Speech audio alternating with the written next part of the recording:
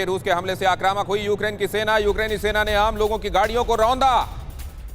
Ukraine की सेना ने आम लोगों की गाड़ियों को रौंदा और अफरा तफरी का ऐसा माहौल है कि अपने ही लोगों को, अपने ही सिविलियंस के ऊपर से गाड़ियां निकाल दी गई और ये तस्वीरें विचलित कर सकती हैं। इसलिए ये हमने बीच में इसको ब्लर भी किया है ताकि जिन जगहों पर ब्लड शेड है वो आपको दिखाई ना दे। और ऐसे में देखिए क्या हुआ है, वहां से शायद कोई तोपखाना गुजरा है, टैंक्स गुजरे हैं और वो अपने ही लोगों को रौंदते हुए निकल गए हैं। आप जानते हैं कि इस समय वहां ऐसी अफरा तफरी है कि रॉन्ग साइड में लोग गाड़ियां दौड़ा रहे हैं, सुरक्षित जगहों की तरफ निकल जाना चाहते हैं और ऐसे में ये बहुत मुमकिन है कि उन जगहों की तरफ जा रही हो आर्टिलरीज जहां उनको रशिया के खिलाफ रेजिस्टेंस देना है। और ऐसे में ये सिविलियन सामने आ गए। हाँ बिल्कुल यही हुआ है।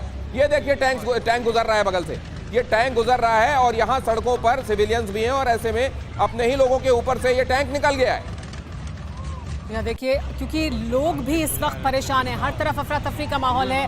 वो वहाँ से निकलना चाहते हैं, दूर जाना चाहते हैं और सेना को अपना काम करना है। तो देखिए ये तस्वीरें किस तरह से टैंक गुजरता हुआ चला गया, कुचलता हुआ चला गया। लोग भी इस वक्त जो कीव में मौजूद हैं, जो यूक्रेन में मौजूद हैं, वो अपने आप को बचाने की जद्दोजहद में लगे हुए हैं और किस तरह से वो अपने आप को सुरक्षित रखने की या शहर छोड़कर दूसरे इलाके तक जाने की कोशिश करें, उसकी तस्वीरें भी हम लगातार आपको दिखा रहे हैं। लेकिन ये दर्दनाक तस्वीरें हैं। ये युद्ध का वो दृश्य है जो किसी को भी परेशान करेगा। लेकिन ये तस्वीरें हैं किस तरह से यूक्रेन में अफरा तफरी है, हर तरफ लोग अपनी जान बचाने के लिए परेशान हैं, तो वहीं सेना डिफेंड करने के लिए आगे बढ़ रही है। और ये तस्वीरें ज़रूर विचलित कर सकती हैं। हमने ब्लर किया है, इसी वजह से टैंक गुजर गया, गाड़ी को रौंदता हुआ निकल गया।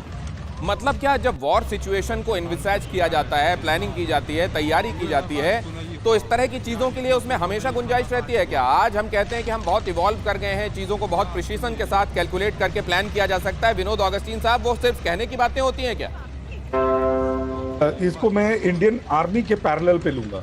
जैसे इंडियन आर्मी मूव करने से पहले वो लोग हम क्या करते हैं, रोडवेज के साथ तालमेल करके रोड का टाइम लेते हैं और रोड का लेन लेते हैं। ये सारी चीजें जो हैं पहले से प्लान्ड होती हैं। तो ये क्या दिखाता है दिनेश हमको, समीरा, ये हमको क्या दिखा रहा है कि इनके जो यूक्रेन के जो आर्मी जनरल्स का प्लानिंग जो है कहीं ना कहीं चूका है, जिसके वजह से ये जो सिविलियंस हैं उनको खामियाजा भुगतना पड़ रहा है। और दूसरी बात मैं पहले भी कह चुका हूँ, यहाँ पे यूक्रेन के अंदर प्रो रशियन आवाम भी बहुत ज़्यादा है। अब वेस्ट यूक्रेन और ईस्ट यूक्रेन में सबसे बड़ा डिफरेंस है, वेस्ट यूक्रेन का कैथोलिक है, ईस्ट यूक्रेन ऑर्थोडॉक्स है, जो रशिया की तरफ झुकाव है इनका।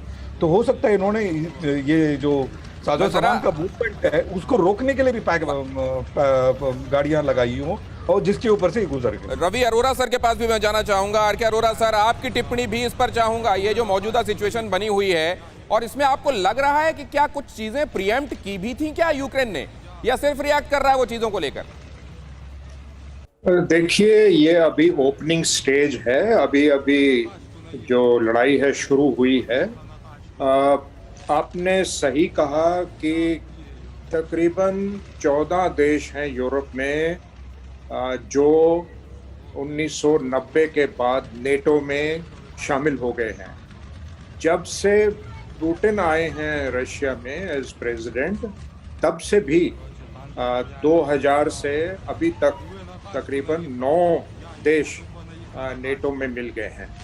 सो पुतिन को ये लग रहा था, क्योंकि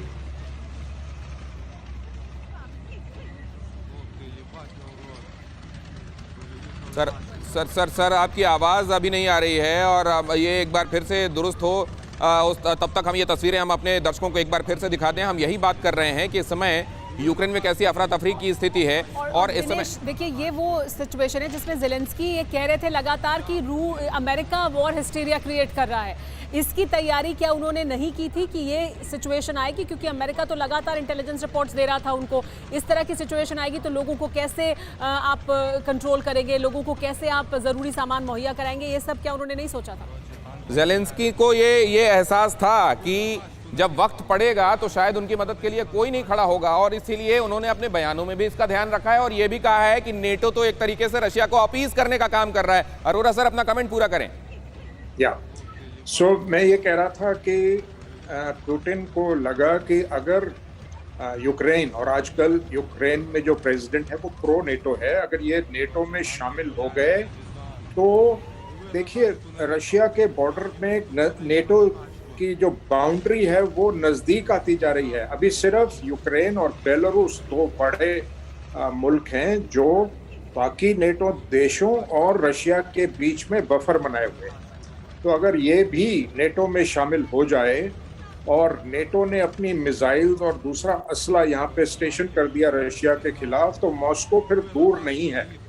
इस करके उसकी मांग है कि की घोषणा की जाए कि नेटो में यूक्रेन शामिल नहीं होगा, और जो दूसरे अन्य देश नेटो में शामिल हुए हैं जहां नेटो ने अपनी मिसाइल्स और ऐसे वेपन सिस्टम जो लॉन्ग रेंज के हैं और रशिया के खिलाफ स्टेशन किए गए हैं वो वहां से हटा दिए जाएं और गारंटी दी जाए।